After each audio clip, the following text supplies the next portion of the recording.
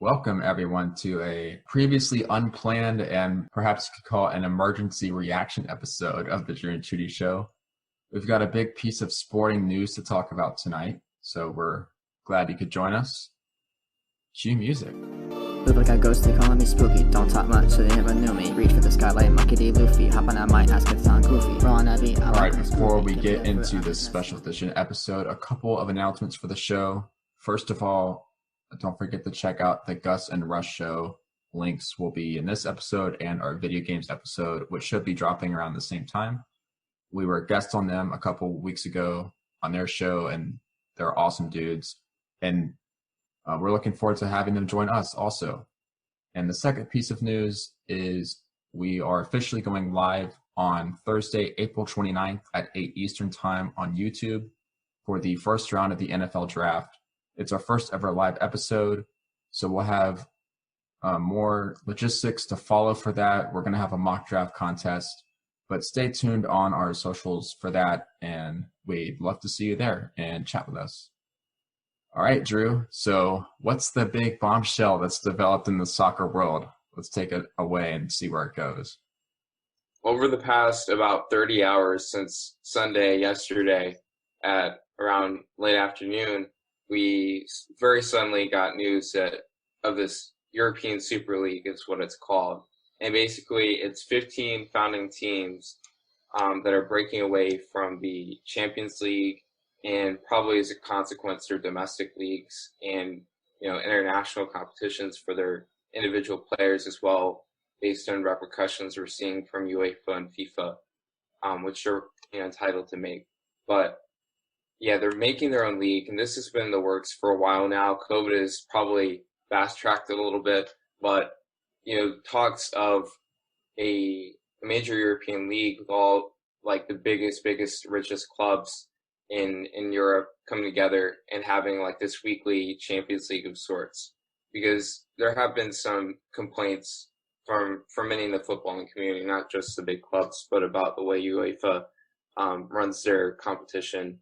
And some of those complaints are warranted, some are not. But this is pretty crazy because they know discussing with other clubs in their domestic leagues, like the Premier League or the Serie A in Italy and so forth. But the teams that are supposedly doing this we got Chelsea of the Premier League, as well as Arsenal, Liverpool, Manchester City, Manchester United, and Tottenham. And then from Spain, we have Real Madrid, Barcelona, Atletico Madrid. In Italy, we have AC Milan, Inter, and Juventus. And I believe those are the ones we know for now, but there's speculation that Porto would join. Now, there are a couple clubs that denied to join, and give them a lot of applaud for that, and that was Bayern München of the Bundesliga and Borussia Dortmund as well of the Bundesliga, and PSG of the Farmers League in France. So shout out to them for not joining. Although I'm not going to give PSG credit yet, because keep in mind that they are still in the Champions League. And they are in the semifinals of the Champions League along with Chelsea, Manchester City, and Real Madrid. So if those three get disqualified for being part of the Super League, then that leaves PSG as the last team standing. So I think that they could just be waiting for the Champions League situation to sort itself out, and then they'll probably end up joining it, because the French league is just them and everybody else. I mean, Lille has been amazing this season, but let's be real, PSG's won it like 10 times in a row. Yeah. They're also a club with a lot of money, can basically buy whoever they want. I think at one point in the very near past, they had the highest payroll of any roster in the world. Yeah. And arguably not even a top 5 league, the French league. It's comparatively weak to the other ones. It can be a little overkill sometimes. Yeah, they definitely have gone overkill with buying players. But let's talk about how this Super League works. So there will be 20 teams, the 15 founding members I discussed, and then they will have a rotating 5 members as well, who will come in based on their performances and their domestic league, I believe, and maybe Champions League. So they'll be able to like rotate in and out and get promoted, but the rest of them will not be, promoted or relegated. They'll stay right where they are. And there's an over, I think, $3 or $4 billion sum that they'll be able to share between them, although not equally. The ones like towards the bottom will not get as much, interestingly, which is kind of ironic. But what else did he have to say, Choody? Yeah, the format is that the 20 teams, which would be the 15 founding members, of which we know 12, the 12 teams that were announced. Those 20 teams will be split into 2 groups of 10. They would each play all the other teams in their group in a home and away series over the course of the season. The top teams in the groups will advance to a knockout quarterfinals stage and then pick the ultimate Super League champion. This was planned to be happening. The games for the Super League are planned to happen in the middle of the week in conjunction with domestic leagues. So the idea is that the 20 teams in the Super League would also get to play in their domestic league. However, given the backlash and the threats of these teams getting kicked out of their domestic leagues, which would be a seismic change in European football, that's where the big drama has been happening. Obviously, these domestic leagues like the Premier League, and I don't know about the other ones as much, but they are not happy about this. They're furious, and they've actually called an emergency meeting. I think they're meeting tomorrow, either tonight or tomorrow, to discuss what they're going to do with these teams right now with their current standings. Because all these teams, Premier League, that are planning to go the Super League are top 10, and most of them probably in the top 5 as well. And what they're going to do, are they going to take away their points? Are they going to get relegated somewhere potentially? Are they going to receive a bunch of fines? Because these other teams like Leeds and Wolves are definitely deserving, and they weren't even part of this. So yeah, keep in mind we're recording this at 10:30 p.m. Eastern Time on Monday, April 19th. So the Premier League teams meeting, the 14 Premier League teams that are not joining the Super League, are going to meet tomorrow on April 20th. So that's going to be a big inflection point for this saga. One point I heard, just looking at the reaction, is that these 12 founding clubs, who are all pretty much staples of the Champions League, except for Arsenal, they're advancing to the later stages of the Champions League pretty much every year. I mean, what year are you not seeing like at least 5 or 6 of these teams in the UCL quarterfinals? And they're kind of annoyed, being the greedy capitalist great lords that they are, that they have to share Champions League TV revenue with all like the other teams in the Champions League that are nowhere near as good. So like the Ukrainian team and the Danish team and Shakhtar Donetsk. Yeah, like Copenhagen FC and whatever Slavia second place Swiss team gets in. Like they want to just like, they're saying, all right, we're the ones who bring in all the money anyway, and you're making us share it with these quote lesser clubs. So they just want to have their own boys club and hoard all the money. And They're really not happy about that. No one's making them participate in the Champions League. If that's financially better for them, they're really that upset about it, they cannot participate. Yeah. And I've also heard that this was inspired by the American sports model of franchising. I've heard that too. And that makes a lot of sense, because the owners of a lot of these Premier League teams are also owners of NFL teams. I think the most infamous being Stan Kroenke, who owns the Los Angeles Rams. And I believe he's either an owner of Arsenal or Tottenham. I forgot the team, but everyone hates him. You should too. He's I think about half of the Premier League owners are American. Yeah, or they're oil sheiks from some Saudi Arabia, wealthy Middle Eastern country. But the point being is that this has nothing to do with the fans, the players, the coaches, traditions, the sporting traditions, the game of football. It is purely throwing that all under the a bus. money move. Yeah. Which has drawn the ire of basically everyone. And the reaction and the backlash have been pretty what's the word I'm looking for? I guess like the intensity has been intense. People are really hating it. And Yes. There some are people like statements me, made by prominent players. Leeds United made a Daniel statement with Quinn. their warm-ups today. Tell us about that, Drew. Yeah, so in their warm-ups today, let me see if I can find that. Give me just a second, people. So Leeds played today Yes. against Liverpool, who are one of the 12 teams leaving. For context. Yes, so they played them today, and I didn't get to watch it, unfortunately, but they came up to warm-ups, and they were wearing shirts with UEFA Champions League, Earn It, and on the back, footballs for the fans, sending a very clear message about where they stand in all of this mess, and that you can't just break away and form your own league without severe consequences, and how this decision wasn't up to the fans at all. They didn't have a say in this, and they're very upset, and they feel backstabbed. And I would be absolutely outraged if I was a fan of any of these 6 Premier. I'm outraged anyway, but severely, just feeling backstabbed because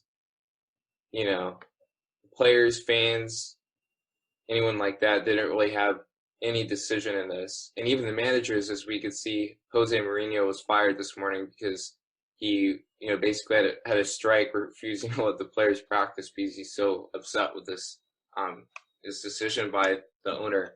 But it's basically a bunch of rogue owners and stakeholders that are greedy. They're doing it for the money. They don't give a crap about the fans. They don't give a crap about the history, about the promotion and relegation system, which is so crucial and important to all these domestic leagues. Like, as Gary Neville was saying in his rant, like, the pyramid system in England is, world class. Everybody looks up to that, and how, you can have a team in the 4th tier, over time and getting better and performing well, get to the Premier League. And we've seen that over history. And also we've seen likewise where, teams fall as well. But the fact that we can have, through domestic competitions and through the leagues, we can have, a much smaller team play a big team like Tottenham that could keep them afloat for 2, 3, 4 years, all that, money they're getting for the media and, for having that team, come and probably thrash them. But, losing those 6 teams would be crazy, just huge implications financially and for the stability for these, smaller clubs, these medium, small size clubs. So, you can't just think when you're thinking about this, like, oh, it's only going to affect these, 6 clubs. It's up to them. It's going to have major implications for the league and for the teams below them as well that feed into the football system. Yeah, I agree with that it's bad for all levels of the football pyramids in these countries, England, Spain, Italy. Those are where the 12 teams announced are from. Because those 12 teams are the juggernauts, those regions. They have dominated the landscape. And there's a lack of financial fair play in global soccer. There is no such thing as a salary cap. You can buy your way to victory. That's how it works. However, these teams provide the financial support through TV agreements and stuff like that help support the lower leagues. So like the English 4th division would have a hard time existing professionally where players actually get paid to play on those teams without the likes of Chelsea and Manchester United existing to pull in all the attention. And I think it's interesting to compare the landscape of soccer to what I consider the most stable sports league in the world, which is the NFL. Despite the United States being one of the most conservative countries in the world, the NFL has the most effective financial fair play of any sports league I can think of. It has a hard salary cap. Now, granted, all 32 teams are franchised. You can't get relegated. If you're terrible, you just get the number 1 draft pick, right? But there's so much parity in the NFL that like the quality of the league is so good. like people go bananas over the draft. They go bananas over free agency. Even the preseason gets a ton of viewership and attention. The playoffs is some of the best sport in the world. And the NFL style is something that they're trying to replicate with the Super League, with the franchising. But it's just not going to be the same. You're not going to have the same kind of parity because, well, for one, how could you possibly have like a draft or compensatory free agency picks and, you know, a salary cap that cannot exist in European football? It's just a failed attempt to recreate what I think is the best sports league in the world, and it's just going to alienate a lot of fans. Well, I mean, it is alienating a lot of fans. Yeah, like almost even, all of the fans, but like my friends that are Liverpool or Tottenham fans are pretty much just owning their clubs if they, you know, go forward with this move and not going to support them anymore. They're not going to give their money, not going to give their time, not going to give their viewership to this mutiny. yeah, and even some of the players, former players, club legends, Yep. coaches, Like world Daniel leaders, they have all spoken out in opposition to the Super League.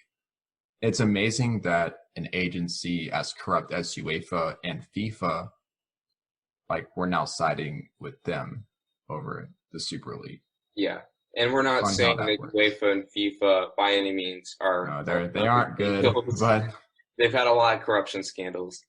at this point, they may just be the lesser evil at play. So, well, that's how most things work, right? Exactly. And like I retweeted a post from Daniel Podence, who's a winger for the Wolves, who I really enjoy watching. And he said something I thought was really powerful and profound.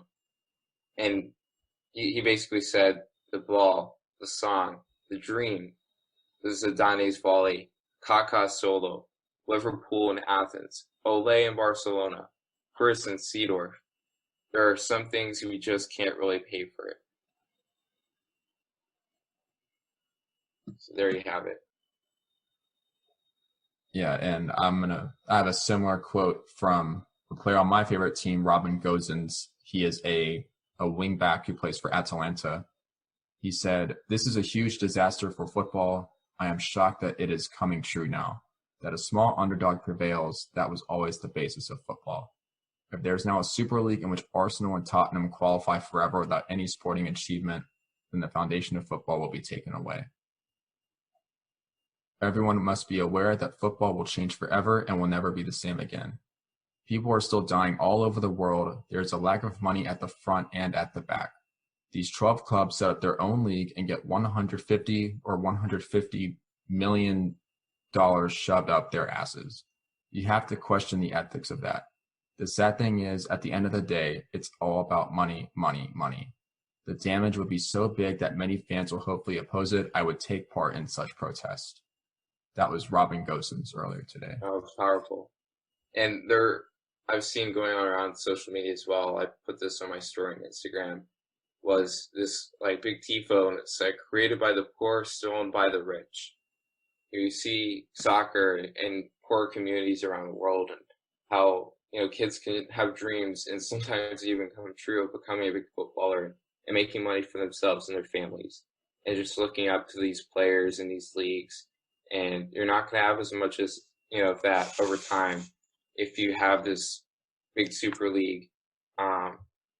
And, you know, you're basically segregating competition, taking all these teams that are supposed to be the best and segregating away from everybody else, making them feel, you know, left out, making them feel like they're less than, and, you know, taking a severe financial, social toll on pretty much all the domestic leagues in Europe. And these kids that, you know, liked the football system just the way it was, and now they're kind of put off by it. Yeah. It's such a global game, and to reduce it to a small theater of the 20 richest clubs is an insult to all the far reaches of the globe that plays the sport. because part of, football is not a fair sport because money has already so much to do with it, but there's always a pathway to the biggest trophies. Any country can win the World Cup. They can all qualify. Any club in Europe can win the Champions League eventually. It's a long road, but the path is there. So you cut off this path to the top. It's really, it's pretty diabolical. And it's been very sad to see there are several very large companies willing to finance this adventure. JP Morgan and Chase. Yeah, JP Morgan Chase, Disney, several American companies are unfortunately supporting this. And let this be a lesson to everybody is that big business does not care about you, me, your family, or for that matter, anyone else but themselves and their shareholders. It's never about you. When they do like the gay pride month stuff and make their profile picture a rainbow version of their logo, you're just trying to appeal. It's optics, right? It's money talks. It has the loudest voice of anything in the world, so they will do anything it takes to talk louder than anyone else. So this is just one example of that, and I hope the Super League fails, but I also hope that it opens some people's eyes about the way the world's wealthiest agencies conduct their business, and that it's more clandestine and heartless than is projected outwardly. I think hopefully we'll see with Premier League and other leagues that they'll follow more the way of Germany, in which fans basically have more than a 50% stake in the ownership. So there's no, massive owner conglomerate who put pretty much complete control of the footballing, club, like we have at Tottenham and clubs like that, that would prevent this from happening. Most fans, a far majority of fans, don't want this. So. Yeah, I think the Bundesliga is a pretty cool league. And I think Dortmund is one of the coolest teams out of any in the world. And just an unbelievably passionate fan base. And like you said, the ownership stakes, I think, is a very positive aspect of the Bundesliga. The fans are truly what makes a club. They make the tifos, they come to games, they pay the money for the entrance fees and all the merchandise and support their team on social media and in the streets and stand on their feet for over 90 minutes each game. Like, footballing fans, guys, they are way more passionate than the average football fan in, American football, for example, or, basketball. Seriously. Yeah. There are ultras that will, not saying this is ethical, but they will, throw, what's it called on the pitch? Not grenades, but... Flares. Yeah, flares. Yeah, exciting flares to boost their team. Again, not saying I condone that, but the fans are really what make the football clubs. They come from all around the world. Like Wolves, for example, have fan clubs all around the world, and they get together, when COVID's not going on, and they'll go to the bar and watch the game together and go crazy when we score, or do some kind of special thing to help the community. But the fans and just the way they stick together is pretty crazy. It's really awesome. And so you can't discount, the fans like this, because they're getting completely discounted with this formation of the Super League. I saw something somewhere. I think one of the people who created the Super League and was defending it, saying that they're looking at young fans and how young fans care about big names, big teams, big stars, and that the other, the third league English team that has proudly represented their hamlet for the last 127 years, that doesn't mean anyone to the young fan who just follows highlight accounts on Instagram and buys his favorite Liverpool player's jersey because he's the best player right now.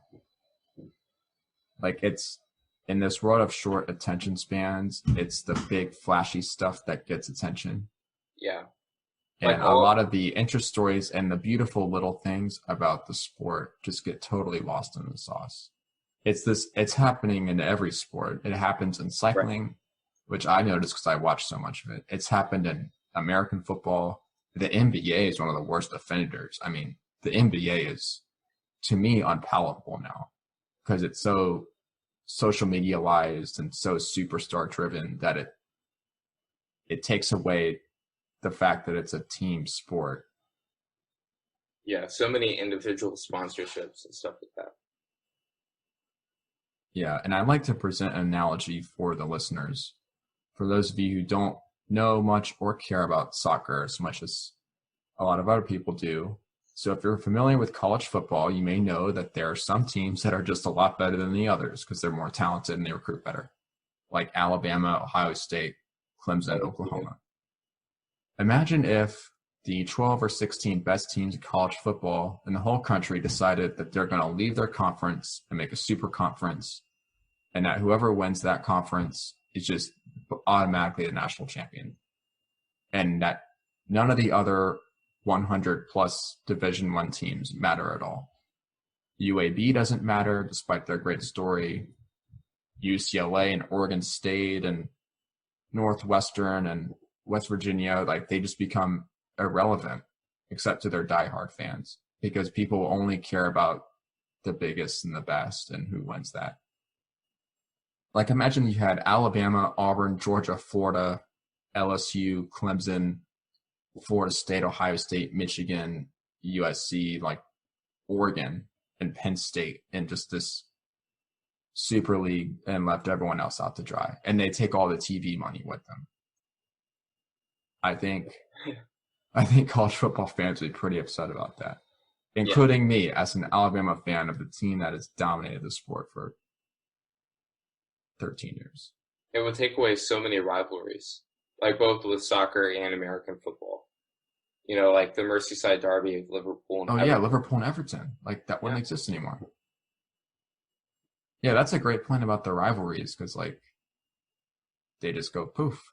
They've existed since the late 1800s. Yeah, like Juventus and Torino, by the way, they share a town. For those of you who don't know where Juventus is, it's in Torino. Yeah, they wouldn't play that anymore. It's another one. I guess like the Catalonian teams, like I believe Girona, yeah, they're in Catalonia. Atletico Bilbao, they have a rivalry, Barcelona or somebody. Well, Atletico Bilbao hates everyone, but especially the fast teams like Sociedad and Eibar. Yeah. Like, or I guess maybe Real Betis is what you're thinking of. They always get destroyed by Barcelona. That's where Messi scores all his goals. I don't get why people think Messi's so good because he scores 8 times every year on that garbage team. Yeah. Speaking of Messi, what do you think? Do you think he'll end up going to like Fulham or somebody to just stay in the World Cup? No, I don't even know or really care what he's going to do. You might retire, honestly. He's not going to retire. The all-time greats like that will play until their body literally cannot do it anymore. That's the way they are. Barcelona have treated him poorly, and I wouldn't be surprised if he throws in the towel and goes out strongly.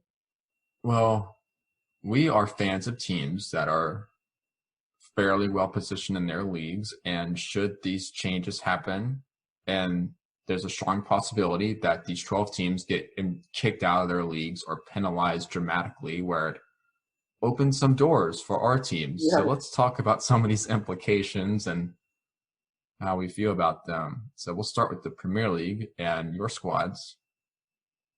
So what happens if Arsenal, Tottenham, Manchester United, Manchester City, Chelsea, and is that all of them? Let's see. Chelsea. You get the idea. If those 6 teams leave, what happens? So, they get kicked out tomorrow, or they get deducted or relegated to last place or whatever. Yeah. So basically, Leeds, and again, we were not just taking out like these teams out of the table. We're also taking out all results that they had with our teams, like when they played Wolves both times and Leeds both times. or however that finished. They're taking all that out, but Leeds would actually finish third. West Ham would be first, followed by Leicester City, who have been doing remarkably well the past couple seasons, better than Arsenal, Tottenham, by the way. And yeah, Leeds would finish very well third, which is amazing for a newly promoted team for the championship. I mean, absolutely nuts. And they've been giving fantastic effort all year, and they have a really good squad. And yeah, I just love their attitude and Marco Bielsa, and he's had a lot to say about the Super League stuff. I've liked a lot. And then Wolverhampton would be in ninth, not quite as good, but mid-table, and approaching that Champions League spot somewhat. And yeah, that wouldn't be too bad because we're in 12th place right now, and I think Leeds is in ninth place right now, actually. Yeah, so that's a pretty big jump from ninth to third, and a Champions League berth at that. Atalanta is even in a more beneficiary position. We are third right now. We just beat Juventus 1-0 on a fluke goal, but it's a goal. It counts. Malinovsky, he struck it from outside the 18. It bounced off a Juventus defender and went in the goal. So we take those. Yeah. And it was late in the game too. It was in the around 80th minute. So we're up to third by goal differential. So if Milan and Inter Milan are gone, then that would make us first, which is congratulations. Pretty spectacular. Have you guys ever finished first in your history? No. Wow. So I became a fan of the team when they were mid-table. I think they just finished like 13th or something. I just thought their name and their logo and their colors were cool, and they're from a smaller town. So I'm like, all right, I'm an Atalanta fan now. The next season they finished 7th.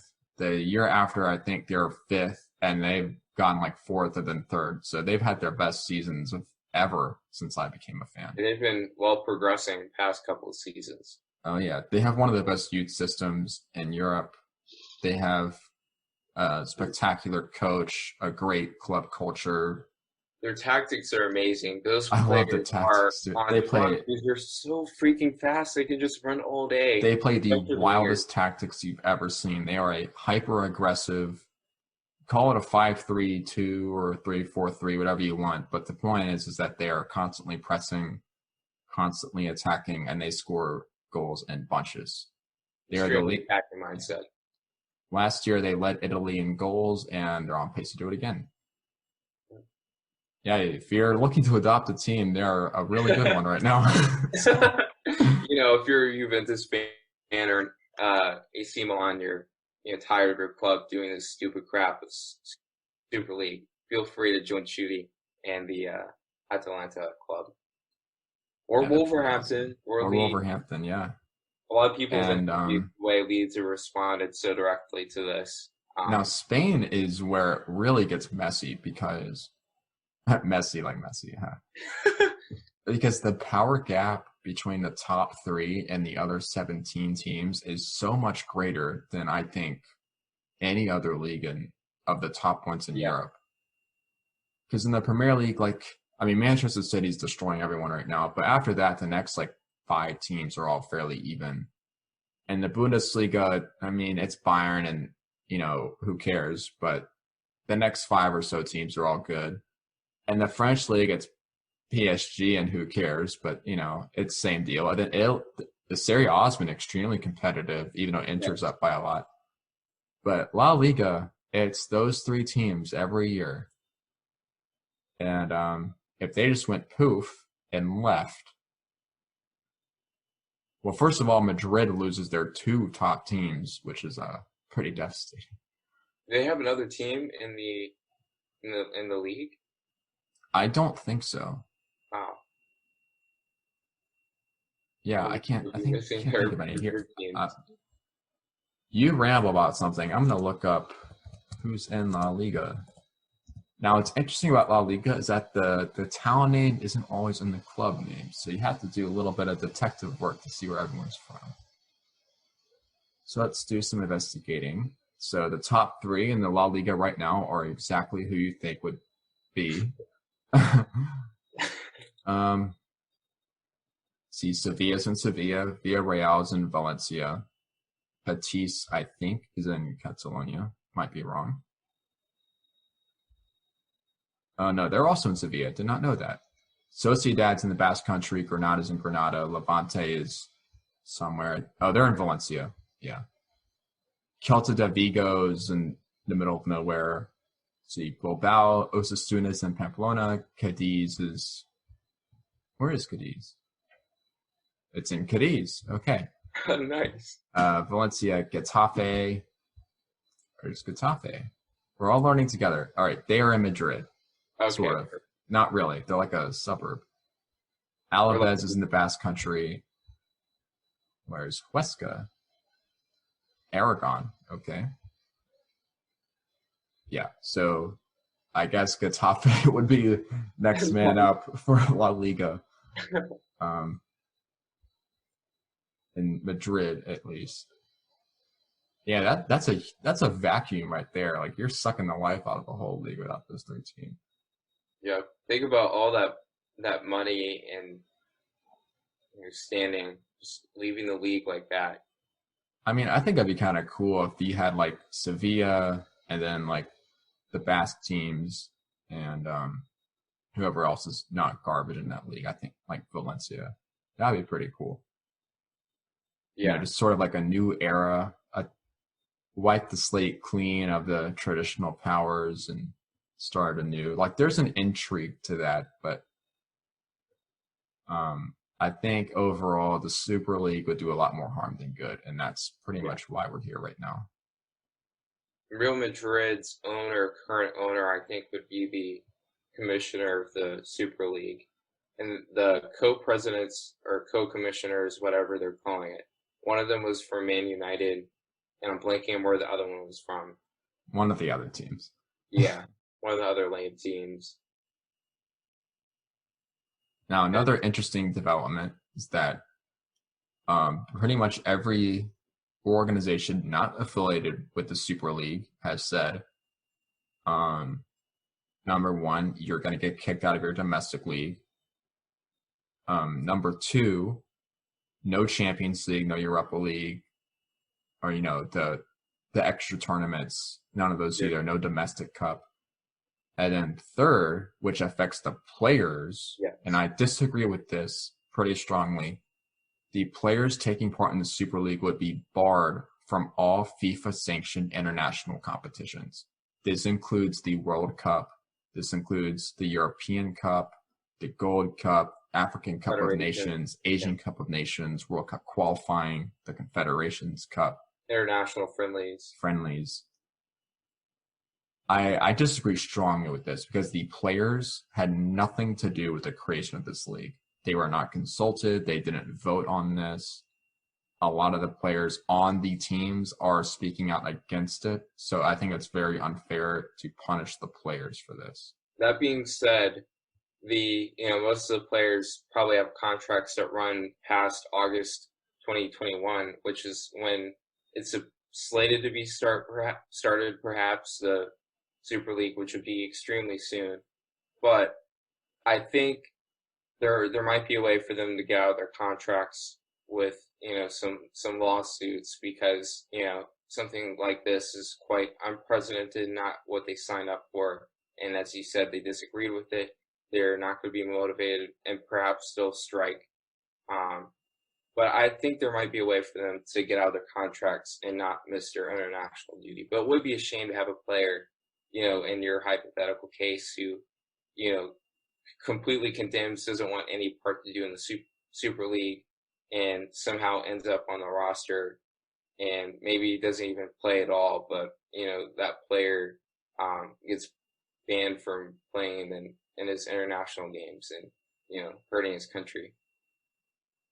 I think an idea to make it less punishing for the players is that players that are currently under contract with these teams, as long as they do not extend their contracts or sign new ones with the teams once the Super League has started, that they could then play for their international teams until their contract expired, at which point they would presumably have to join a non-Super League team.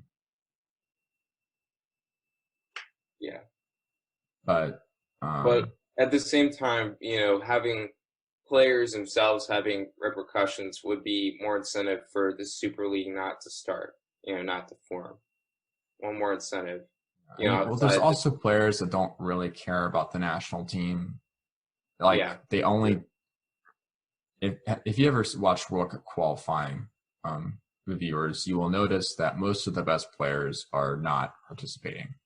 They only show up for the real thing every 4 years because their club matches are way more important. I mean, your Champions League quarterfinal for Real Madrid is way more important than whatever dumb qualifying match against Azerbaijan is going to be. Yeah. Even though it can be very rewarding and exciting to represent your nation. And the vast majority of players feel this way, but the players that will be in the Super League represent a tiny minority. They're the elite of the elite. And a lot of the players that will be on these Super League teams that represent weaker national teams, they don't actually play for the national team. Like, their national team is so tiny that they don't even bother. And sometimes they'll try to switch your nationality if they've lived in another bigger country for a little while. Like, they definitely try to get around it. Yeah, and keep in mind the European Championships, the tournament with the European national teams is happening this summer. And then the World Cup. That is intriguing timing because we don't know who's going to be allowed to play. And then the World Cup is happening next year, despite the human rights atrocities occurring in its implementation, which is a story for another day. But that's one reason why you shouldn't support FIFA, among a great many. But nonetheless, certainly a lot of moving parts and things to keep in mind, and a lot that we don't know. But none of this is just speculation. It's not just rumors, because 11 of the 12 clubs have confirmed that they are joining the Super League. Yeah. Atletico Madrid is the only team that has not publicly stated that we're in, hooray, but they're in, as far as all information tells us. And presumably more teams will join them to fill out the 15 permanent members. I am assuming that PSG will eventually join them. I think once the Champions League is resolved, and I think once the European Championships happen, I think that's, at that point, I feel like would be the time for PSG to be like, okay, gotcha, psych. we're leaving the Super League. That wouldn't surprise me at all. Yeah, they could be in cahoots and have a private agreement to join them once all that's over. I have more confidence in the German team staying. I think Bayern has a huge incentive to stay since they're arguably the most talented team anyway. They just won the Champions League with outstanding support, defending UCL champions.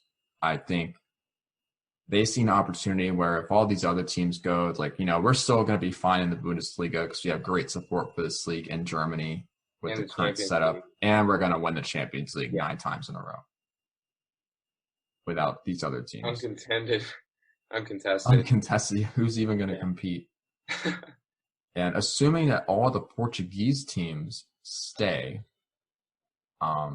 which we have wavering confidence on, but assuming that the likes of Porto, Sporting CP, and Benfica all remain in the Portuguese top league, that league becomes a lot more prestigious.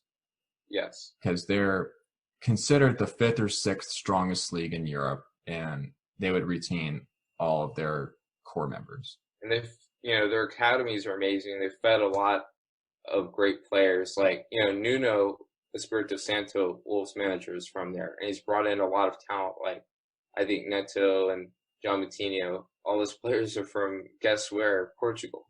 And basically we're the Portugal national team. So definitely a hotbed for soccer. Would be even more so if, the Super League ends up happening. And SC Braga, which is I guess the team in Portugal I support because they're not one of those big three, but they have really emerged as a formidable rival in recent seasons. So having that league gain some more quality depth would be welcome, for sure. Yeah, but I'm just very concerned about the loss of competition in all these leagues in Europe, particularly like promoting 6 teams from the championships to the Premier League. How about that one? Yeah, that's crazy. Like I saw that is it Brentford would be promoted to the Premier League? Brentford probably should have come up. They just lost in the playoff. Yeah. And then Aston Villa took away their best striker, but they're still doing their thing. So let's do a googly search here. Let's see who's at the top 6 of the EFL Championship. So the EFL Championship is the second division of English football. So normally how it works is the top 2 in this league promote to the Premier League for next year.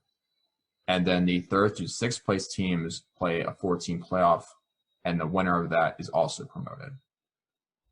However, if the 6 Premier League teams all leave, that leaves a giant gaping hole of 6 clubs that need replacing.